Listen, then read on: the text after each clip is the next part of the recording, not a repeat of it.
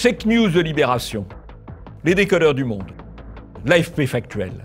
Ils sont des dizaines et des dizaines à défendre le politiquement correct au sein d'entités gavées d'argent public, de votre argent.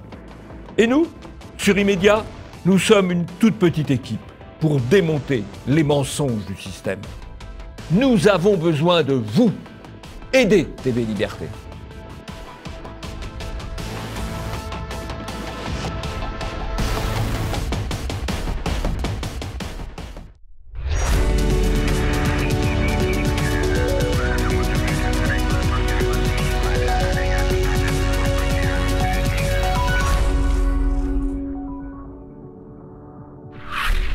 Bonjour à tous et bienvenue dans ce nouvel Immédiat. Bonjour Jean-Yves. Bonjour Nicolas. Carola Rackete, capitaine pro-migrant, héroïne médiatique. Après avoir récupéré des migrants en mer et violé la frontière italienne, elle avait tout pour plaire aux médias français qui en ont fait une héroïne. Allahu Akbar, les médias minimisent une attaque de commissariat.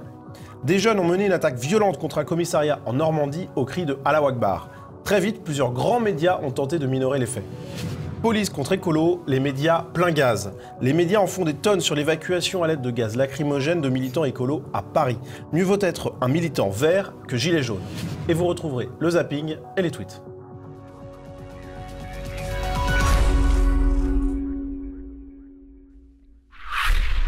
Dans la nuit du 28 au 29 juin dernier, Carola Rackete, capitaine allemande du Sea-Watch, a décidé de violer la frontière italienne afin d'amener à terre des migrants récupérés en mer par l'ONG.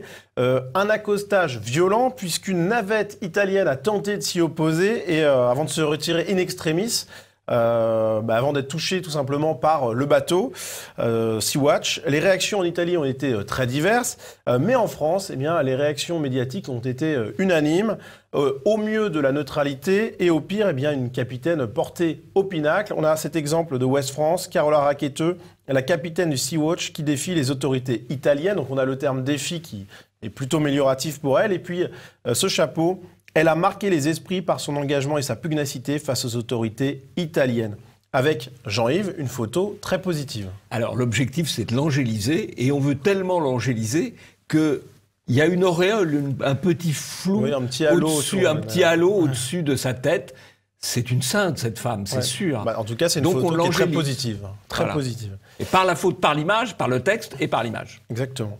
Le Figaro, qui également titre Carola Rackete, la capitaine du Sea-Watch qui défie Matteo Salvini et qui donne immédiatement, pour ouvrir l'article, parole à la capitaine.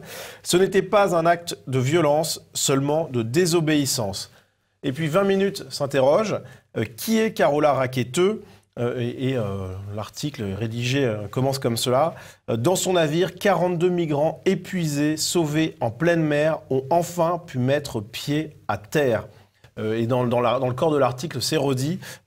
Carola Rackete a déjà pris sa décision. Elle va achever sa mission et ramener les 42 migrants épuisés qu'elle transporte à terre. Jean-Yves, on la voit... On voit que finalement, c'est une sainte qui ramène des migrants c'est une sainte qui ramène des migrants. C'est pas des migrants d'ailleurs, c'est des clandestins. Bon, voilà, le mot migrant est un mot de novlangue qu'on finit par utiliser par lassitude, par répétition, oui. Mais ce sont des clandestins. Ce sont des clandestins qui ont été livrés à cette capitaine d'ONG par des passeurs. Et qui sont épuisés, donc. Et alors, ils sont épuisés. Alors, peut-être, je ne sais pas s'ils sont épuisés ou non, mais effectivement, ils sont restés en mer longtemps, précisément de la faute de Madame Rackete, qui, au lieu de les redéposer tout simplement près du port de départ, c'est-à-dire la Tunisie, a tenu absolument à les déposer en violant la frontière italienne en Italie et en causant d'ailleurs un abordage avec un bateau de la police italienne. Voilà. Donc c'est quand même violent puisqu'elle est responsable d'un abordage. Elle l'a d'ailleurs reconnu. Oui, elle a dit que elle l'a expliqué par la peur, voilà. Bon. Alors, ce qui est intéressant dans cet article de 20 minutes, c'est une phrase vers la fin de l'article. Si pour certains, elle est une héroïne, pour Matteo Salvini, c'est plutôt un caillou dans la chaussure. Alors, cette phrase, en fait, c'est un exemple de fausse neutralité journalistique, puisqu'elle est construite pour montrer théoriquement deux côtés opposés d'une opinion. C'est-à-dire que pour certains, elle serait une héroïne, et donc on s'attend à ce que le journaliste enchaîne en disant pour d'autres, elle est une délinquante ou une criminelle. Eh bien non, d'un côté c'est une héroïne, et de l'autre c'est une personne gênante pour Matteo Salvini. Donc pour un journaliste français et journaliste de gauche, il en existe quelques-uns, bah, c'est doublement une héroïne en fait. Donc c'est une petite manipulation insidieuse qui est intéressante à noter. Pile je gagne, face tu perds. Voilà. C'est ça le pluralisme médiatique français. Ouais, et mais c'est assez vicieux, donc il faut le noter. Mais les auditeurs, les web téléspectateurs connaissent la technique. Oui. Le Monde également se prononce dans cette affaire en donnant la parole dans une tribune à 8 présidents d'ONG. L'arrestation de Carola Rackete est inacceptable. C'est un déni du droit de la mer, des conventions de Genève de 1951 sur le droit des réfugiés. Et dans la tribune est ainsi écrite « La décision de forcer l'entrée dans les eaux italiennes était motivée par l'état de santé précaire de certains des passagers. Carola Rackete a osé défier un gouvernement qui bafoue les principes élémentaires de sauvetage et de premier accueil. Elle sauve ainsi notre honneur, l'honneur perdu de l'Europe. » Et l'Obs prend position de manière encore plus claire qu'en donnant la parole à d'autres, puisque le titre de l'article en question « 10 choses à savoir sur la capitaine Courage du Sea-Watch 3 ». Et même élément de langage, Capitaine Courage, dans le JT de M6, le 1245, Capitaine Courage. Et Laurent Geoffrin, bien lui, dans Libération, il décide carrément de la comparer à Antigone. Sea-Watch 3, l'Antigone de Kiel. Kiel, c'est la ville dont elle est originaire en Allemagne. Et dans cet article, eh bien, Laurent Geoffrin écrit « Si je ne suis pas acquitté par la justice, je le serai par l'histoire, dit-elle. Comme Antigone, elle a fait passer les considérations humaines avant la mauvaise raison d'État. Capitaine d'un navire humanitaire, elle avait à son bord une quarantaine de migrants dont l'État ne cessait d'empirer. Bravant l'interdiction, elle a fait accoster son bateau. Souverainiste, Salvini exerce sa souveraineté. Il a fait embastiller l'Antigone de Kiel, qui risque en théorie 10 ans de prison, alors même que le droit maritime, dans l'esprit en tout cas, est formel. Un navire a le devoir catégorique de sauver des naufragés et les pays où celui-ci peut trouver refuge de leur assurer un point d'atterrissage sûr. Mais Salvini n'a que faire des conventions internationales qui ne valent rien aux yeux d'un nationaliste. La jeune femme est donc en prison et les migrants menacés d'expulsion. On voit que une comparaison avec Antigone, c'est prestigieux. Ah ben c'est très prestigieux et c'est en même temps très faux. Parce qu'Antigone, elle s'opposait au pouvoir. La capitaine Rackete, elle est soutenue par les principaux pouvoirs en Europe aujourd'hui, c'est-à-dire malheureusement pas les pouvoirs d'État, mais le pouvoir des juges et le pouvoir médiatique. Donc elle est soutenue par des pouvoirs. Ce n'est pas Antigone. Antigone, elle s'oppose effectivement au pouvoir d'État, au pouvoir de son frère. Mais elle, Rackete, elle bénéficie du soutien du pouvoir médiatique, du pouvoir judiciaire, on l'a vu. Donc ça, c'est une première, on va dire, pour être gentil, une première approximation. La deuxième approximation, c'est l'affaire des conventions internationales. Alors les conventions internationales, c'est des textes très généreux, qu'on peut interpréter... Très généreux et généreux, finalement. Oui, mais qu'on peut interpréter dans un sens ou dans un autre. La Convention internationale sur le droit de la mer, sur les réfugiés, ne disent pas ce qu'on veut leur faire dire dans le sens politiquement correct. Mais, à contrario, on va regarder. Il y a une convention sur les monuments historiques qui impliquerait qu'on reconstruise Notre-Dame à l'identique. Macron va en faire à sa tête. Il y a des conventions sur les malades, sur les handicapés, qui impliqueraient qu'on continue à laisser vivre Vincent Lambert, à laisser vivre Vincent Lambert. Eh bien, Macron est parfaitement heureux que l'alimentation soit interrompue. Il y a une convention sur le droit des autochtones à défendre leur identité. C'est nous les autochtones ici, les autochtones européens. Je ne sache pas qu'on l'applique, on s'en passe.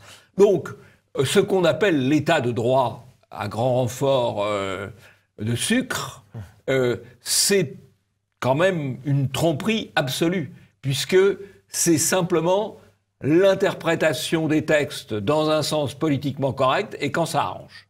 Voilà. Alors, on parlait du soutien apporté à Carola Rackete. Il y a une cagnotte qui a été lancée pour aider la capitaine du Sea-Watch qui avoisine aujourd'hui le 1 million d'euros de dons. Et Jean-Yves, les médias ont été plutôt silencieux. Alors, il n'y a pas trop d'enquête sur la provenance des fonds, quoi. Non, alors, il y a sûrement des fonds particuliers, bien sûr. Il y a sans doute aussi des fonds d'ONG. Enfin, en tout cas, on pourrait s'interroger, on s'est interrogé sur la provenance des fonds. Pour d'autres cagnottes, on pourrait s'interroger aussi pour celle-là. Mais là, circuler, il n'y a rien à voir. Et puis je pense qu'effectivement, il n'y aura pas peu de risque de censure de cette cagnotte sur la version allemande de Litchi. C'est le même groupe, mais je pense qu'il y aura moins de problèmes de censure. On parlait de soutien à cette personne. Après le soutien médiatique, eh bien, vient donc le soutien des juges, comme vous l'aviez mentionné, Jean-Yves. Puisque Le Monde nous l'apprend, la capitaine du Sea-Watch a été libérée en Italie sur décision des juges. Donc on voit qu'effectivement, il y a, après les médias, il y a le relais qui est passé aux juges, tout simplement. Et alors, dans cet article du Monde, Jérôme Gautret, correspondant du Monde à Rome, rédige ces lignes qui démontrent finalement assez parfaitement la partialité de nombreux journalistes français. La juge a rappelé une évidence qui s'était un peu perdue ces derniers jours dans le tourbillon de haine qui s'est abattu sur la jeune volontaire de l'ONG Sea-Watch. Le choix de débarquer les naufragés à Lampedusa allait de soi, la Libye et la Tunisie n'étant pas considérés comme des pays offrant des ports sûrs. Alors la juge italienne et le journaliste du Monde n'ont, semble-t-il, pas suffisamment écouté le débat entre André Berkoff et Rokhaya Diallo sur LC. La loi internationale maritime dit qu'on doit les amener dans le port le plus proche. Or, le plus proche, excusez-moi, c'est pas Lampedusa, c'est la Tunisie, qui, que je sache, n'est pas un pays dictatorial en guerre. Pourquoi il n'y a personne en Tunisie? Deuxièmement, il y a les pays qui sont des pays richissimes, les pays du Golfe, l'Arabie Saoudite, etc., qui n'ont pas accueilli depuis des années qu'il y a cette question migratoire, pas un, je dis bien, les travailleurs, oui, esclaves, oui, mais pas un. Je crois que cette affaire, elle montre vraiment l'opposition totale entre, d'un côté, un gouvernement légitime qui gagne élection après élection, qui est le gouvernement dans lequel participe le ministre de l'Intérieur Salvini, et de l'autre côté, des individualités financées, on ne sait trop par qui, les ONG, financées par Soros, les médias, totalement à la remorque des ONG de Soros, et un juge. C'est une juge qui a pris une décision contraire à ce que manifestement souhaitait la majorité des Italiens. C'est un déni de démocratie. Mais avec la bénédiction des médias. Effectivement, et c'est la bénédiction pour la sainte Carola Rackete. Sainte Carola Rackete. Après Greta Thunberg. Oui, après Greta Thunberg, on a des icônes. Hein. Passons au zapping.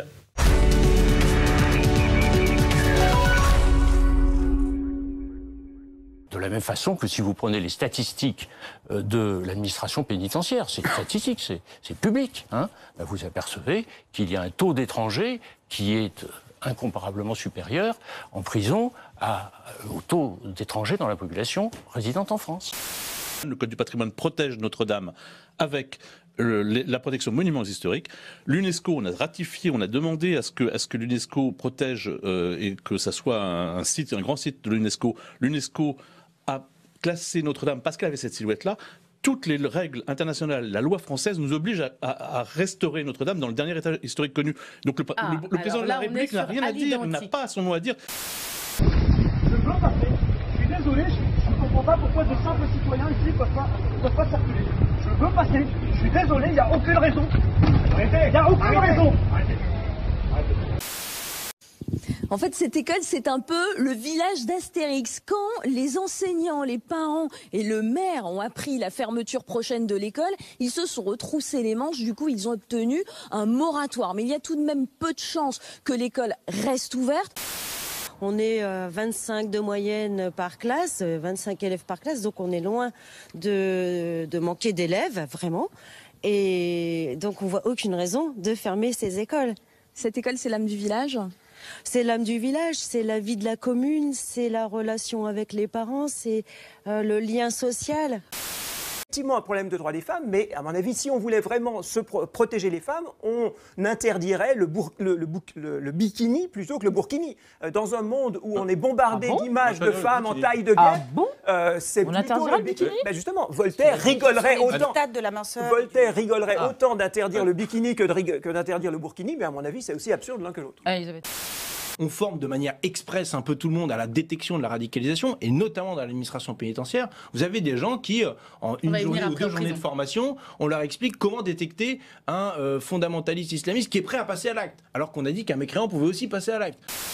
Qu'est-ce que le MEDEF peut attendre de Marion Maréchal Le Pen ? Qu'est-ce que Marion Maréchal Le Pen a à leur dire d'intéressant compte tenu de leurs responsabilités spécifiques ?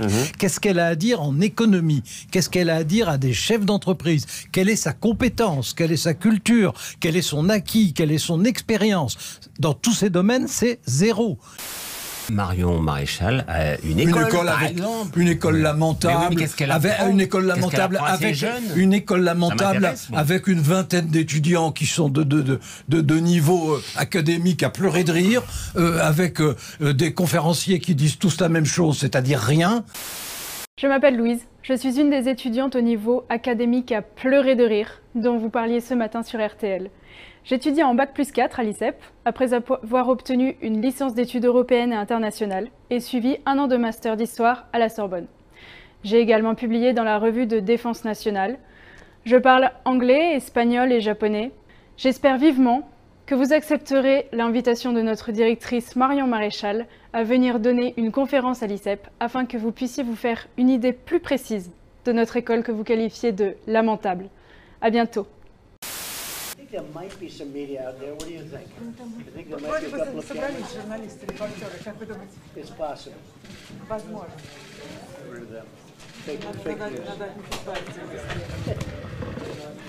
Great term, isn't it? You don't have a problem in Russia. We have. You don't have. Проблемы все у нас, да. You might have a little bit. You still have it. Let's see. That's crazy. Bien, dans le zapping, j'aime beaucoup la séquence finale où Trump et Poutine s'entendent pour rigoler sur le dos des journalistes et leurs fake news. Et donc Trump se plaint des fake news des journalistes et Poutine lui dit « Mais mon brave monsieur, chez nous aussi ». Voilà, c'est assez amusant. Voilà.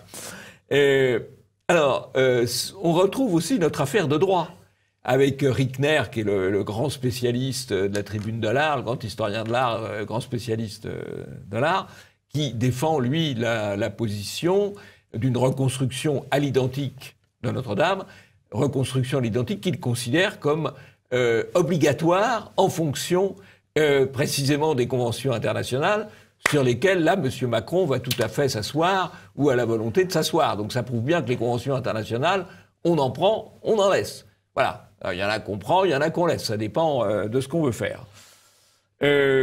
Séquence un petit peu triste sur la fermeture d'écoles rurales, et qui est emblématique de la politique du gouvernement. Alors évidemment, les médias ne le précisent pas, mais pourquoi on ferme des écoles rurales ? Tout simplement pour récupérer des postes, pour pouvoir dédoubler les classes de cours préparatoires dans les banlieues de l'immigration. Il y a aussi le fait de concentrer dans des grosses zones écolières plusieurs classes en même temps. Oui, mais c'est l'objectif principal. L'objectif principal, c'est de récupérer des postes. Voilà. Oui. De recentrer, oui, mais de récupérer des postes. Et pour récupérer des postes, pour les mettre dans les banlieues, oui. Eh ben, on les retire dans la France périphérique. Voilà. C'est tout à fait clair. Alors, dernier point, Duhamel est quand même assez extraordinaire. Type remarquable, titulaire d'une brosse à reluire d'or au bobard d'or, ce qui sert tous les pouvoirs. Mais là, il en mérite encore une, tous les pouvoirs depuis un demi-siècle. Et donc, évidemment, Marion Maréchal n'étant pas exactement du côté du pouvoir, il sort une diatribe totalement dénuée de fondement, par exemple. Il parle de conférences, d'abord, s'agissant de... C'est pas des conférences, c'est des cours. Il dit qu'elles sont totalement dénuées d'intérêt, alors qu'il n'en a entendu aucune. Ouais. Enfin, il est vraiment dans le tous les conférenciers disent la même chose, c'est-à-dire à peu près rien, je crois. Oui, voilà. Comment il peut ? Il a assisté... On dirait qu'il parle d'un plateau de RTL. Oui, tout à fait, voilà. Bon, mais ça, c'est tout à fait typique de la tendance... on éditorialise sur des choses qu'on ne connaît pas et qu'on ne prend même pas la peine de connaître. Quant à dire Marion Maréchal n'est pas prix Nobel d'économie, non, ben, sans doute pas. Mais le MEDEF, quand il organise ses universités d'été, c'est pas non plus des prix Nobel d'économie qu'il invite. Oui. Là, il voulait faire un débat sur le populisme. Exactement. Et ben, effectivement, c'est assez justifié d'interroger Marion Maréchal. Voilà. Passons au deuxième sujet. Allahu Akbar, les médias minimisent une attaque de commissariat.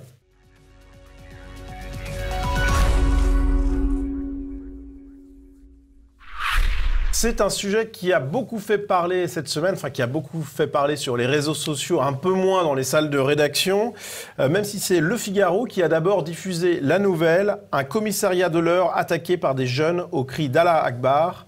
Aux alentours de 2h du matin, une quinzaine d'individus cagoulés ont attaqué en lançant des projectiles, tirant également des mortiers. Sur les images de vidéosurveillance, on aperçoit 2 agents de garde tenter de contenir les tirs. Les fonctionnaires ne semblent pas du tout préparés à un tel assaut. Des fumigènes, des éléments pyrotechniques ainsi que des pavés sont jetés sur les policiers. Plusieurs fonctionnaires ont entendu Allahu Akbar et bande d'enculés de Français. Très vite, la toile s'est enflammée. Les personnalités politiques se sont exprimées, par exemple Marine Le Pen ou encore Éric Ciotti. Et face à cet emballement politique et populaire, eh bien, les médias se sont intéressés à l'affaire.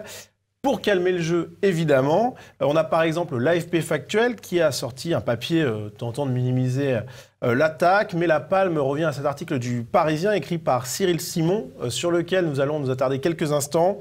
Attaque ou incident limité, que s'est-il passé devant le commissariat de Val-de-Reuil ? Ni blessés, ni dégâts majeurs, ni vidéo virale, l'épisode de tension survenu dans la nuit de jeudi à vendredi n'aurait pu avoir qu'un faible écho. Seulement, l'ambiance est toujours aussi crispée.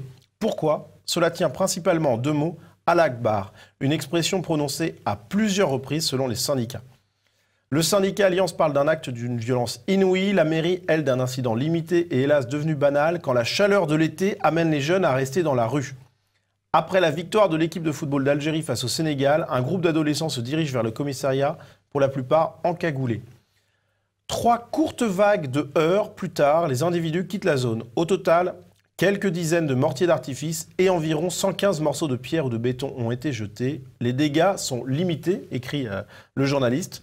Contacté par le Parisien, la sous-préfète rejette catégoriquement le qualificatif d'émeute urbaine. Donc Jean-Yves, on voit que pour le journaliste, c'est léger. Enfin, on voit qu'il y a une tentative de minimisation. Écoutez, vous et moi, quand il fait chaud, l'été, on attaque les commissariats en s'étant préalablement cagoulés. C'est tout à fait normal. Logique, oui, vraiment, on ne comprend pas pourquoi on en fait toute une histoire. Hein, puisque c'est ça l'esprit du, du journal. C'est le maire qui parle. Mais on sent que c'est un peu les médias reprennent un peu. Alors, incident limité. 1, c'est l'attaque d'un commissariat. Pas mal quand même. Ouais, oui. 2, avec des mortiers, c'est-à-dire des gros feux d'artifice, hein, qu'on tire, qu'on n'utilise pas dans leur destination normale vers le haut, mais à l'horizontale vers une cible. 3e, on a trouvé 115 morceaux de pierre. C'est quand même pas, c'est pas tout à fait négligeable. Et la logique, au fond, si le Figaro n'en avait pas parlé, bravo le Figaro, là on les critique souvent, on peut le dire. Si le Figaro n'en avait pas parlé, bah finalement, circuler, il n'y a rien à voir. Les Français n'auraient pas su ce qui se passe à Évreux et sans doute dans beaucoup d'autres. En tout cas, le journaliste le reconnaît. Finalement, le Parisien n'aurait pas fait d'article s'il n'y avait pas eu cette mention à la Akbar reprise par le Figaro. Oui. C'est quand même inquiétant. Et puis les termes 3 courtes vagues de heurts, c'est un peu. C'est vrai que c'est d'un parti pris médiatique total. Il y a un autre article où on voit que le commissaire dit que ça n'a pas duré 2 heures. Ça n'a pas duré 2 heures, ça veut dire que ça a quand même duré pas mal de temps. Ça dure entre 30 et 40 minutes. Entre 30 et 40 minutes d'attaque, c'est pas court. Hein. Mais pour le Parisien, ça n'aurait pas fait l'objet d'articles. Non. Alors, le Parisien s'interroge également sur l'expression Allahu Akbar. A-t-elle été prononcée ? La préfecture ne s'avance pas. Du côté syndical, on assure faire confiance aux agents présents, tout en refusant de surinterpréter ces paroles. C'est juste de la provocation, du grand classique. Donc, Jean-Yves, on voit que, pareil, on essaie de minimiser en n'affirmant pas que ça a eu lieu. Je crois que le Allahu Akbar, c'est un marqueur identitaire. C'est-à-dire que les gens qui veulent se sentir totalement différents, qui se sentent totalement différents, qui veulent se différencier totalement des Français de souche, eh bien, ils s'identifient à l'islam et à l'islam combattant, à l'islam conquérant. Voilà. Et a priori, c'est courant. Indépendamment du fait qu'ils aillent ou non à la mosquée, d'ailleurs. Mais a priori, c'est courant comme slogan. Mais c'est courant, bien sûr, oui. Oui, c'est ça l'aveu, en fait. Ouais. C'est ça l'aveu, c'est qu'on a une islamisation généralisée et un islam utilisé comme marqueur identitaire. Oui, parce que ce sont certainement pas, enfin, je ne sais pas, mais... c'est pas des théologiens. Oui, non, voilà, c'est pas des musulmans rigoristes, à mon avis. Et alors, on a une vidéo intéressante de Messia sur la comparaison entre la répression policière contre les Gilets jaunes et contre cette attaque. La colère sociale blanche a été réprimée de manière impitoyable, pendant que justement la colère d'un certain nombre, qui n'a pas lieu d'être d'ailleurs, la colère de racailles qui attaque des commissariats avec des cocktails Molotov, avec des cris Allah Akbar, et je n'ose même pas dire les insultes qu'on a tenues à l'égard de la France et des Français, qui elle n'est absolument pas réprimée, et absolument pas punie. C'est sûr que si des Gilets jaunes avaient attaqué un commissariat, ou si des identitaires avaient attaqué un commissariat, les Gilets jaunes, droit aux 20 heures. Il y a eu une manif récente dans les Gilets jaunes, qui n'étaient plus les Gilets jaunes historiques, mais les Gilets jaunes, où il y a eu une tentative d'attaque de commissariat. On en a parlé déjà, ça c'est clair. Et en plus, il y a eu une autre affaire. Il y a eu la fausse intrusion, ou la prétendue intrusion à l'hôpital Necker, qui a été montée en épingle sur une base, en fait, totalement inexistante. Là, on n'est même plus dans le deux poids, deux mesures. Mais ce qui est quand même intéressant, c'est de voir que les perturbations, les troubles à l'ordre public, ils viennent toujours des mêmes endroits, c'est-à-dire des banlieues de l'immigration. Attaque de commissariat, mariage perturbé, perturbation à l'occasion de mariage. Et les journalistes d'ailleurs ne donnent pas les noms. On ne donne jamais les noms, jamais les raisons. Les bornes d'incendie vandalisées, alors ça c'est chic parce que c'est du street pooling. Street pooling, bon, voilà. Tout ça est quand même systématiquement les troubles dans les piscines aussi. Tout ça est systématiquement le fait des mêmes catégories de population, des mêmes origines géographiques, et c'est occulté systématiquement par les médias, qui sont bien obligés d'en parler un petit peu de temps en temps, parce qu'il y a quand même les réactions sur les réseaux sociaux. Mais il n'y aurait pas les réseaux sociaux, ça serait le silence total sur ces événements qui sont graves, notamment par leur répétition. Effectivement, passons au tweet.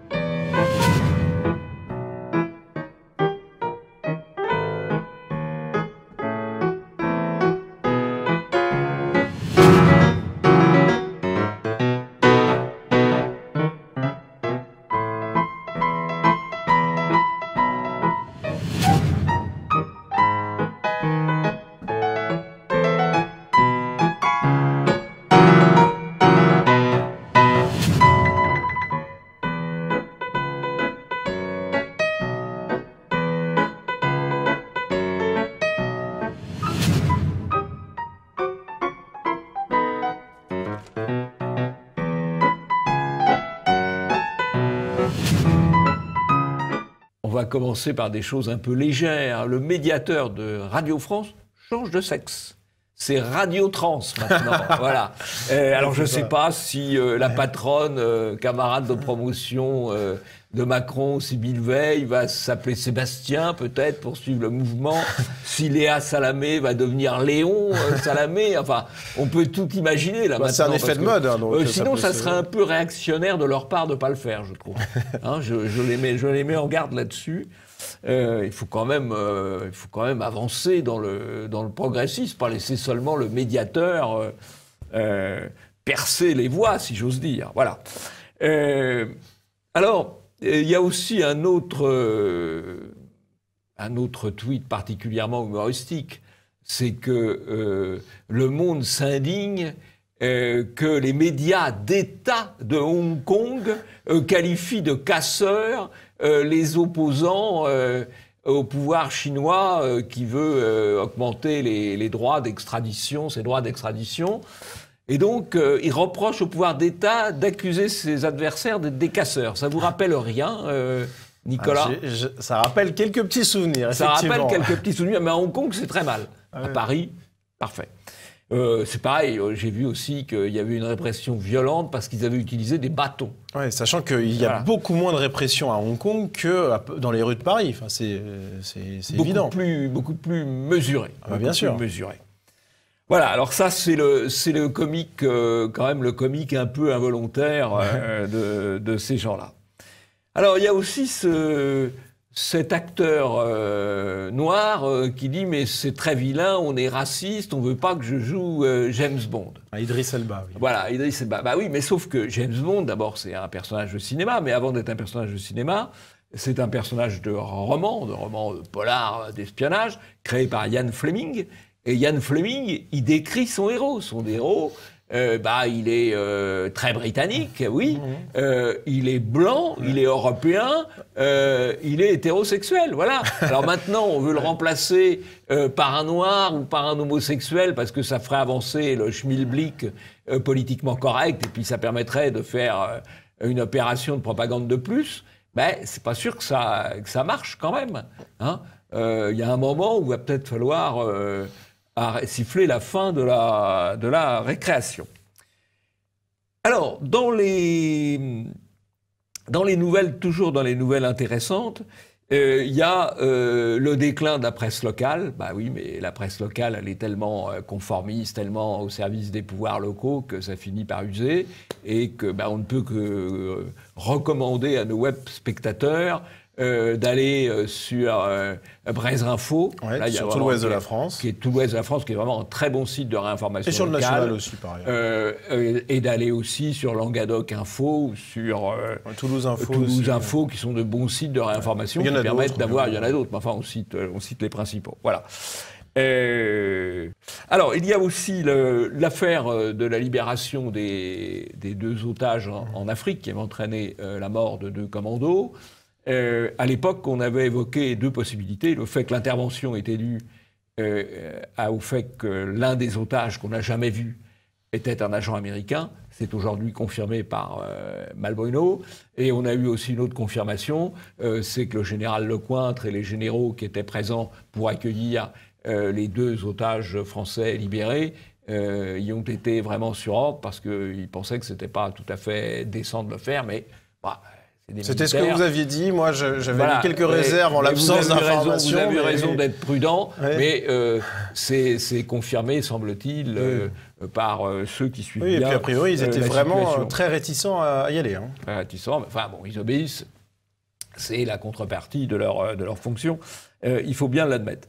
Dernier point où BFM s'illustre.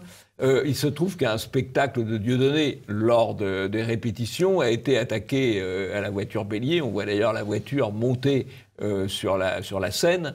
Bon, donc c'est quand même une attaque un petit peu violente. Et dans BFM, ça devient une altercation. L'altercation, on ne sait pas qui est coupable, qui est innocent. Puis une altercation, c'est pas forcément foncer en voiture sur une scène et sur des gens. Alors, je sais bien que Dieudonné est un personnage qui n'est pas en odeur de sainteté. Contrairement à Carola Rackete. Contrairement à Carola Rackete. Mais quand on traite quand même un fait, il n'est pas interdit de traiter le fait avec un minimum d'objectivité, tout simplement. Même si on n'aime pas la victime, voilà, il faut quand même avoir un minimum d'honnêteté. Ça rappelle l'attaque du commissariat. Pendant 40 minutes, des centaines de projectiles et on parle de heurts, quoi. Voilà. De toute façon, angélisation, diabolisation, minoration, majoration, c'est toujours c'est le déséquilibre fondamental, bien au-delà du bobard. Bien au-delà du bobard, l'essentiel du fonctionnement médiatique, c'est le déséquilibre. Et c'est ce qu'on va voir dans le dernier sujet. Police contre écolo, les médias plein gaz.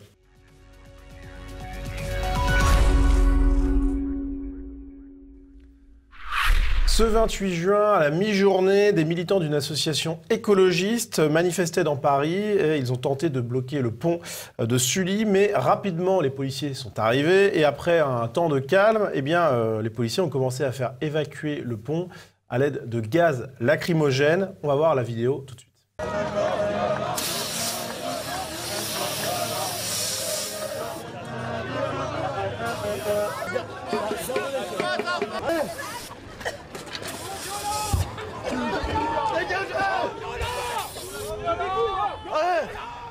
Alors, il y a eu un traitement médiatique massif de cet épisode. Tous les médias ont évoqué ce gazage sur les militants. C'est déjà un symbole fort, puisque les médias n'ont pas toujours fait autant de cas des violences policières dans d'autres circonstances. On a par exemple 20 minutes. Les images de l'évacuation violente de militants pacifistes suscitent l'indignation, ou encore BFM, ce que l'on sait sur l'évacuation polémique des militants. Et puis, il y a eu des prises de position engagées de certains journalistes, comme par exemple Jean-Michel Apathy. On voit des policiers, des CRS, tête nue, ils ont enlevé le casque, donc ils ne se sentent pas du tout en danger, arrosés de gaz lacrymogène avec une petite bombe, mais très près du visage. Des militants écologistes qui sont assis, qui ne sont pas violents, qui sont donc très pacifiques et qui ne méritent pas ce traitement. Après avoir rappelé le pacifisme des militants, Jean-Michel Apathy s'est attaqué à Christophe Castaner. C'est une attitude telle qu'on la voit sur les images, à la fois dangereuse, agressive et évidemment disproportionnée. Christophe Castaner, le ministre de l'Intérieur, a attendu 48 heures, faut quand même le noter, c'est-à-dire dimanche après-midi, pour demander des comptes au préfet de police. C'est bien le moins. Et on espère qu'on aura des comptes rapidement et qu'on aura une explication précise de ce qui s'est passé avec ces policiers, qui a donné l'ordre d'agir comme ça. Enfin, il y a beaucoup de questions qui se posent. Alors, je pense que c'est très difficile pour Castaner, et même pour le gouvernement en général, puisqu'ils ont justifié face aux Gilets jaunes, ils ont justifié l'usage de la répression policière en expliquant qu'il n'y avait pas de violence policière, puisque les violences policières étaient par définition légitimes, ce qui est vrai d'ailleurs qu'on considère. Et les médias ont suivi cette chose-là. Et les médias ont suivi en disant la violence policière elle est légitime, puisqu'il faut rétablir l'ordre, et pour rétablir l'ordre, voilà, il faut utiliser la violence. Alors, ça peut être la violence par le canon à eau, ça peut être la violence par le matraquage, ça peut être la violence par le flashball, par le tir de grenades lacrymogènes. Il faut reconnaître d'ailleurs que le gazage auquel on a assisté, c'est presque le premier degré de la violence par rapport à d'autres violences beaucoup plus dures. Mais on a dit, pendant 6 mois, c'est légitime, il faut bien rétablir l'ordre. Ce qui, d'un certain point de vue, est vrai. Ou alors, on n'a même pas dit tant que ça, par ailleurs, parce qu'il n'y a pas eu autant de couverture, peut-être. On ne peut pas dire d'un côté, c'est normal, on peut faire autrement, pour des faits quand même infiniment plus durs, et puis de l'autre dire non, mais c'est insupportable. D'autant plus que là, ça se passe à Paris. Mais qui est le préfet de police de Paris ? C'est monsieur Lallement, qui a été nommé précisément parce qu'à Bordeaux, il avait réprimé et fait réprimer de manière extrêmement dure les Gilets jaunes. On se souvient d'ailleurs de cette scène où un gilet jaune qui se trouve être un pompier volontaire est tiré au flashball de dos oui. Et plongé dans le coma à la suite de cela. Eh bien, c'est à la suite de cet acte que M. Lallement a été nommé préfet de police à Paris. Donc, on trouvait à Bordeaux très bien des choses infiniment pires que ce qu'on pourrait lui reprocher à Paris, mais c'est sur les écolos. Hein ? Alors attention, sur les gilets jaunes, il y a le permis de tir, sur les écolos, espèces protégées. Alors c'est effectivement le parallèle qui est le plus évident, qui saute le plus aux yeux, celui avec les violences policières qui ont eu lieu lors des premiers mois de mobilisation des Gilets jaunes. Et nous avons même retrouvé une vidéo tout à fait similaire au gazage des militants écologistes contre des Gilets jaunes. C'était en janvier dernier.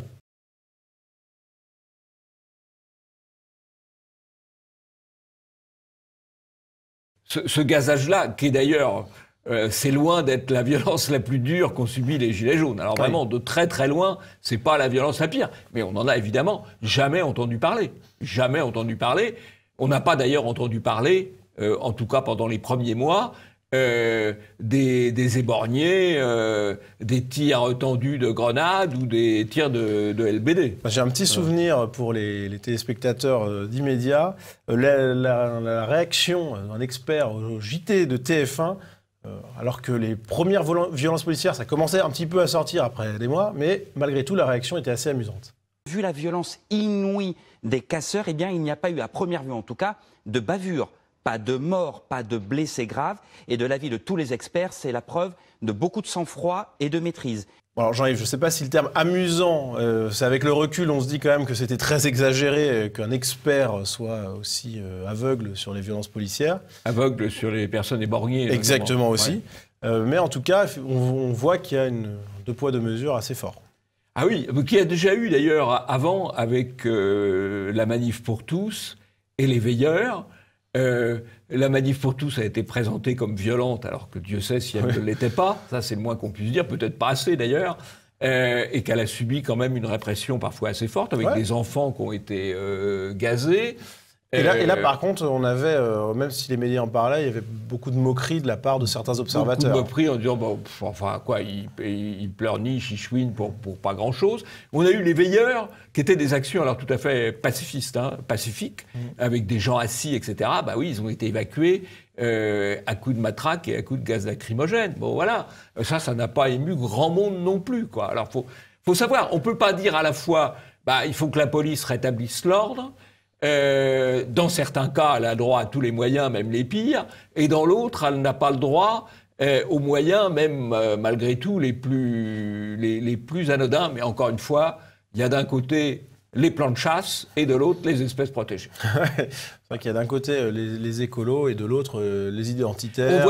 On voit bien d'ailleurs qui menace le pouvoir. Parce que la limite de cette affaire, les écolos, ils s'appellent... Extinction Rébellion. Extinction Rébellion, bon voilà. C'est quand même une rébellion très confortable, hein, parce que quand on a une rébellion qui est soutenue par les médias et soutenue par le pouvoir politique, par Marion Cotillard, par les personnalités qui aiment bien se propulser et faire parler d'elles, bon, c'est quand même assez confortable. Hein, c'est des rebelles en mocassin, ça. Alors, puisqu'on parle de rebelle en mocassin, je ne sais pas si c'est un rebelle ni s'il porte des mocassins, mais Jean-Michel Apathy, et puisqu'on a parlé des Gilets jaunes, a eu un excès de lucidité, je ne sais pas ce qui lui a pris, mais en tout cas, il a relié dans son intervention par rapport aux militants écolos, eh bien, il a relié son intervention aux Gilets jaunes et il a demandé des nouvelles des plaintes déposées par les Gilets jaunes victimes de violences policières. Est-il normal que 7 mois et demi après les premières manifestations, on n'ait aucune nouvelle des plus de 250 enquêtes déclenchées par l'Inspection générale de la police nationale sur les policiers? Évidemment que non, c'est pas normal. Il arrive à de bonnes positions, Apathy, avec un petit peu de retard. Enfin, mieux vaut tard que jamais, hein, parce que nous, sur Emedia, si vous avez suivi Emedia, vous saviez depuis plus de 6 mois qu'il y avait quand même des choses très graves qui se passaient sur le terrain. Mais bon, Apathy vient. Allez. On le prendra peut-être en chroniqueur, pourquoi pas? Peut-être, enfin, on lui donne un petit coup de chapeau. Pourquoi pas sera, alors là, un coup de chapeau à Apathy sur Emedia, il ne va pas s'en remettre. Alors, en parlant de coup de chapeau, avant de terminer cette émission, Jean-Yves, vous avez non pas un, mais 2 coups de chapeau. Et 3 si on compte le vrai coup de chapeau à Apathy. Alors, un coup de chapeau à Valeurs Actuelles, qui réalise un entretien très intéressant avec Ardisson, à l'occasion de son départ de la télévision. Donc ça, c'est un entretien tout à fait intéressant. Bah, bravo à Valeurs Actuelles d'avoir fait ça. Et puis, un petit coup de chapeau à Conflit, qui nous sort un numéro de géopolitique. C'est leur métier, la géopolitique des migrations. C'est un numéro tout à fait intéressant, dont je recommande la lecture à nos web spectateurs, parce qu'il ne faut pas seulement regarder les écrans, il faut aussi lire. C'est vrai. C'est noté, les conseils de lecture sont pris. C'est la fin de cette émission. Merci à vous de l'avoir suivi. Et Jean-Yves, à la semaine prochaine. À la semaine prochaine.